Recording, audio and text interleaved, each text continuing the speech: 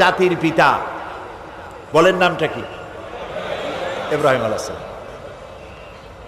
আল্লাহর পয়গম্বর হযরত ইব্রাহিম আলাইহিস সালাম তিনি আল্লাহ রাব্বুল আলামিনের ব্যাপারে যে কথাগুলি বলেছেন, রব্বুল আলামিন ওই কথাগুলি কোরআনে কারীমের ভিতরে চিরন্তন করে দিয়ে আমাদের হেদায়েতের রাস্তা পরিষ্কার করে দিয়েছেন।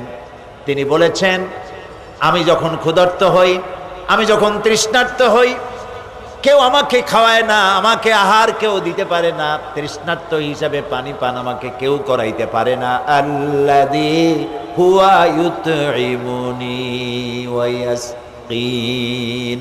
আমি যখন ক্ষুধার্ত হই আল্লাহ আমাকে পান করান, আমি যখন তৃষ্ণার্ত হই, ক্ষুধার্ত হলে তিনি খাওয়ান, তৃষ্ণার্ত হলে তিনি পান করান।